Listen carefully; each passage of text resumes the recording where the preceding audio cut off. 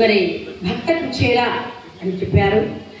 ప్రియ శిష్యురాలు, ముఖ్యమైనటువంటి మహాతల్లి, మా శారీరకులు, సంగీత విద్వాంసులు శ్రీ కెల్లారప్ప గారు, వారి పదవులు, నా తండ్రి గారు, వారి పాదపద్మాలకు నమస్కారం చేసి, అలాగే ప్రొద్దుటూరు వాస్తవ్యులు వేలేని విద్వాంసులు శ్రీ పాలూరు సుబ్బయ్య గారు, వారు సంగీతం నేర్చుకున్నారు, వారికి కూడా కళాభివందనం లేదు. మరి ఇక్కడ దిగ్గజాలు లాంటి వాళ్ళు, మా మృదంగం పైన అద్భుతమైనటువంటి పెద్దలు, ఇంటర్నేషనల్ లెవెల్లో చక్కగా పేరు మార్చినటువంటి హనుమంతరావు గారు పెద్దలు పూజ్యులు, వారు కూర్చున్నారు. అదేవిధంగా వైలెన్ పైన పెద్దలు గౌరవనీయులు శివప్రసాద్ గారు కూర్చున్నారు వైలెన్ పైన. మరి వీరు కూడా గురుసుమారుడు నమస్మాన్యులు సమర్పిస్తూ కథలు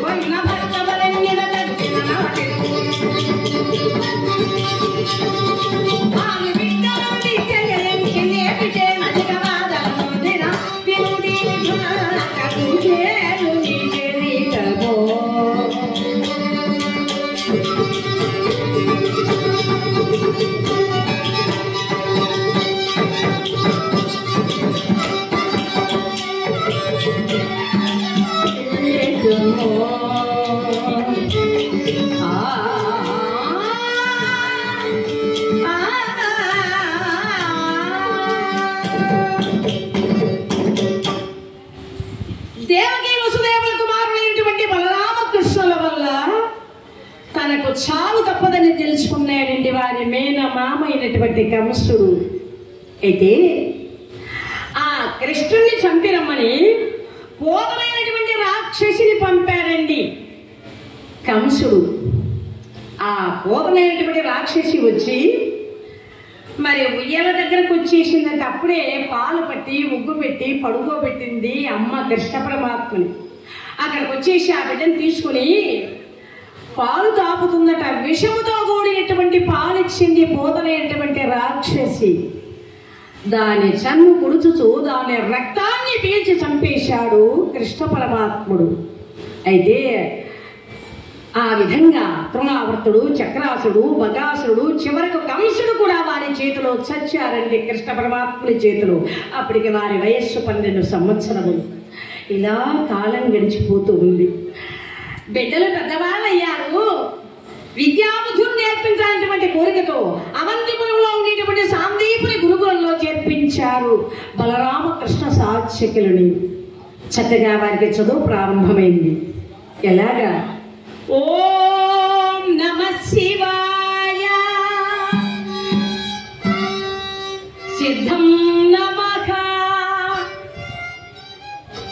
ఓ నమః శివాయ సీతం నమః అంటూ పంచాక్షరి మంత్రంతో చదువు ప్రారంభమైంది. బిడ్డలు బాగా చదువుకున్నారు. పెరిగి ఆ విధంగా చదువంతా కూడా పూర్తి అయిపోతున్నటువంటి సమయంలో బయలుదేరి అలా మధురా నగరానికి వెళ్ళబోతున్నారండి. ఆ వెళ్ళబోయేటువంటి సమయంలో గురువు గారి దగ్గరకు వచ్చారు కృష్ణ పరమాత్ముడు. గురుదేవా, మీకేం కావాలన్నా ఇవ్వడానికి సిద్ధంగా ఉన్నాడు ఈ కృష్ణుడు. గురు దక్షిణగా ఏం కావాలో కోరుకోమన్నాడు. అంటే నాయన, నాకు ఒక్కగానొక్క కుమారుడు ఉండేవాడు. అతడు ప్రవాస తీర్థానికి స్నానానికి వెళ్ళి అందులో పడి మరణించాడు. ఇక నాకు సంతానం లేదు. ఆ పిల్లవాడిని బ్రతికించి తెచ్చి ఇచ్చారంటే అది గురుదక్షిణగా భావిస్తానన్నారు. అన్న మాట విన్నటువంటి ఆ కృష్ణ పరమాత్ముడు వెంటనే సముద్రం దగ్గరికి వెళ్ళాడు. ఓ ఈ సముద్రనాథమా, నీవు మా గురుపుత్రుడు ఇవనిచో నీ పని పెట్టను అని గర్జించారు. అలా దునికేశారు. అందులో ఆ రాక్షసుడు బయటకు, సముద్రుడు బయటకు వచ్చి, ఏమయ్యా, ఇందులో నా తప్పేం లేదు. ఈ సముద్రంలో ఉండేటువంటి ఆ రాక్షసుడని వాడు మీ గురుపుత్రుడు మింగేశాడేమో అన్నారు. అలాగైతే అందులో దుమికి ఆ రాక్షసుని పొట్ట చీల్చి చూస్తే అందులో ఏమీ లేదు, గురుపుత్రుడు లేడు. ఒక పాంచజన్యమైనటువంటి శంఖం మాత్రం కనిపించింది. ఆ శంఖాన్ని తీసుకుని యమనగరానికి వెళ్ళారు. యముడు గౌరవించి వచ్చేటువంటి వాళ్ళని గౌరవించి ఆ అబ్బాయిని బ్రతికించి వారికి ఇచ్చారు. అబ్బాయిని తీసుకుని గురుదక్షిణగా ఇచ్చేశారండి. ఆ గురువు గారికి సాందీపునికి ఎన్నడో చనిపోయిన గురుపుత్రుని తీసుకొచ్చి అలా సమర్పించుకున్నది గురుభక్తి అని. ఆ విధంగా ఉండాలి. సరే, బాగుంది. అలా చేసిన తర్వాత ఇక ప్రయాణం అవుతున్నారు మధురానగరానికి. విద్య 64 రోజుల్లో 64 శాస్త్రాలు చదివారు. విద్య అన్ని పూర్తయిపోయాయి. ఇక వెళుతూ ఉండగా అలాంటి వారికి చాలా ప్రియ స్నేహితుడైనటువంటి వాడు కుచేలుడు, బ్రాహ్మణ కులోద్భవుడు. ఆయన పేరు సుధాముడండి. చిరిగిపోయిన వస్త్రము ధరించేవాడు కావున మరి కుచేలుడు అనేవారు. ఆయన వెళ్ళిపోతున్నాడు. శ్రేష్ఠుడు పరమాత్మ, కుచేలుడు జీవాత్మ, వారిరువురు కూడా చాలా ప్రాణ స్నేహితులయ్యారు. అలా వెళ్ళిపోతూ ఉంటే కుచేలుడు దుఃఖపడుతున్నాడట, ఏడుస్తున్నాడట. కృష్ణ, నువ్వు లేకుంటే నేను బ్రతకగలనా? నిన్ను చూడండి, నీ మాట వినందే ప్రొద్దు గడవదే, అలాంటి నన్ను ఏం చేయమంటారు అన్నాడు. అంటే అప్పుడు కృష్ణుడు అన్నాడు, ఏంటయ్యా అలా అంటున్నావు? మనమనాభవమద్భక్తో మధ్యాజీవాం నమస్కురు మామే వైశ్యసి సత్యోకే ప్రతిజానే ప్రియో అనన్యా చింతయంతో మాం ఏ జనా పర్యుపాసతే తేషాం నిత్యాభియుక్తానాం యోగక్షేమం వదామ్యహం. నా యందు భక్తి కలిగి ఉండుము, నన్ను ఆరాధించు, నీవు నన్నే చేరగలవు, నీ యోగక్షేములను ఏం చూసుకుంటారన్నాడు కృష్ణ భగవానుడు. ఎలాగైతేనేమి కృష్ణుని ఎడుగులేక విడిచిపెట్టి వెళుతున్నారు. ఎవరి దారిన వారు వెళుతూ ఉన్నారు. అయ్యా, అలాంటి సమయంలో కృష్ణ రాధాలోల రాసవిహార రాధ కిశోర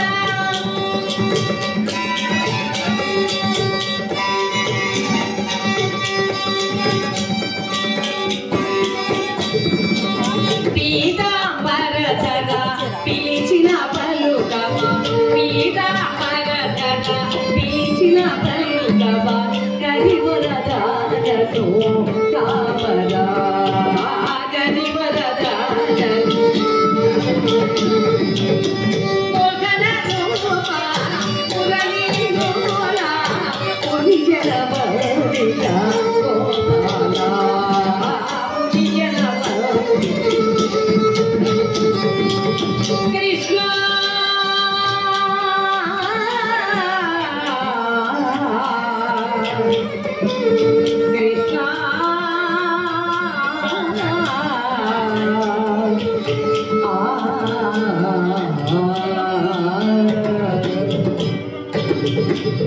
కృష్ణ అలా కృష్ణ పరమాత్మ గానం చేస్తూ ఆయన నామాన్ని ఎలాగైతేనేమండి విడువలేక ఇడిచి ఎవరి దారిన వారు వెళ్ళిపోయారు. మధురానగరానికి కృష్ణుడు వెళ్ళాడు. మునిపల్లె తన గ్రామమైనటువంటి మునిపల్లె చేరుకున్నాడండి. కుచేలుడు తల్లిదండ్రుల సేవ చేసుకుంటూ చక్కగా కాలం గడిపేస్తున్నారు. కొంతకాలానికి తల్లిదండ్రులు కూడా మరణించారు.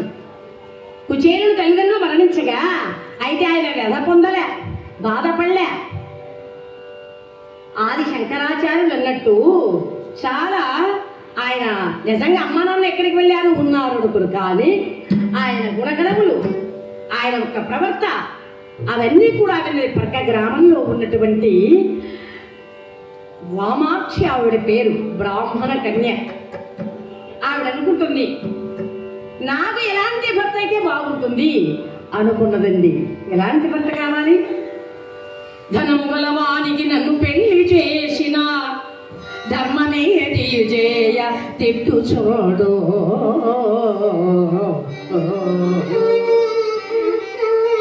బలము గలవానికి భార్యనవునెడా అతడు ఉపవాసములను ఎనొప్పుకొనడు. శంకుదారికి నేను సుందరాగిని అయినా మౌనమునెప్పుడు మసలనివడు. గోపదానికి నేను కోమలాంగిని అయినా సాధు సజ్జన సేవల సలుపనివడు. ఇట్టి గుణములు గనుగొన ఎట్టివారు భర్తలైన నా యొక్క భక్తి చెడును కామకోదలోపమోకము విడచునట్టి భర్త దొరికిన నా యొక్క బ్రతుకు మేలు.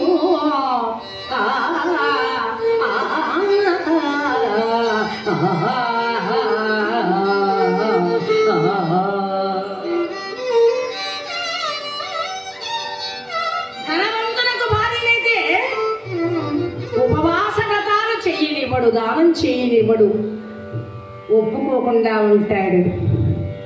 మరి బలవంతునకు భార్యనైతే చాలా కోపిష్టిగా కోపంగా ఉంటాడు. షోకుగా తిరిగే వానికి భార్యనైతే అలా ఎప్పుడు కూడా ఏమాయ్ పెట్టుకో మల్లెపూలు, కట్టుకో తెల్ల చీర, వెళ్ళిపోదాం పదా బయటికి అంటాడు. ఈ విధంగా అలాంటి గుణము కలిగిన వారు కాదు. నాకు ఎలాంటి భర్త కావాలి? కామ క్రోధ లోభమోహ మదములు విడచునట్టి కామ క్రోధ లోభమోహ మదమాశ్చర్యములు విడిచినటువంటి భర్త దొరికిన నా బ్రతుకు హాయిగా సాగిపోతుంది. అలాంటి భర్త నాకు కావాలి అని మంగళ గౌరీ వ్రతం చేస్తుందట 16 ఏళ్ల పడుచు పిల్ల వామాక్షి. ఏమండి, ఈ కాలంలో అలాంటి వాళ్ళు దీపం పెట్టి వెతికినా కనిపించారు. ఆస్తి లేకపోయినా అబ్బాయి బాగా అందంగా ఉండాలనుకునే అమ్మాయిలు, అబ్బాయి అమాస ముప్పులాగున్న తనకు కాబోయే భార్య మాత్రం మంచి పర్సనాలిటీ గల అమ్మాయి కావాలని కోరుకునే వారు పొందారు. కానీ ఈ మహాతల్లి అనుకున్నది అలాంటి ఉత్తముడు నాకు భర్త కావాలి అనుకున్నది. అలాగే అమ్మ నాన్నతో చెప్పింది, అమ్మ నాన్న మునిపల్లిలో ఉన్నటువంటి కుచేరుని నేను పెళ్లి చేసుకుంటాను. ఆయనే నా మనస్సు కోరుతుంది, నా భర్త కావాలని నా మనస్సు చెబుతూ ఉంది. కామ క్రోధ లోభ మదమాశ్చర్యములు విడిచినటువంటి మహానుభావుడని చెప్పారు. అందరు కూడా టిఫిన్ చేసి వచ్చి మళ్ళా కూర్చోండి. పెద్దలారా, వాడు తెలుసా అమ్మా నాన్న అదంతా నాకు తెలియదు, చేసుకుంటే కుచేరుడే పెళ్లి చేసుకుంటానన్నది. అమ్మా ఆ కుచేరుడు కట్టుకొనుటకొగా గుడ్డ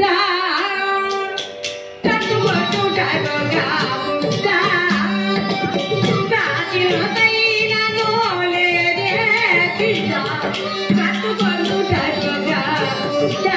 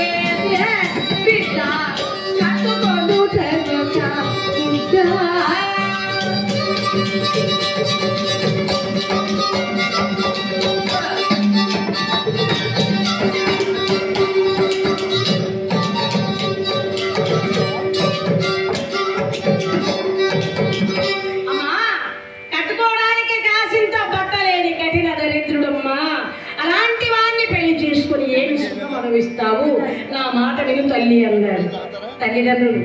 నాన్న పెళ్ళిళ్ళు చేసుకుంటే ఆయన్నే చేసుకుంటానండి ఆ మహాతల్లి. ఇలా కాలం గడిచిపోతూ ఉంటే ఇక లాభం లేదు.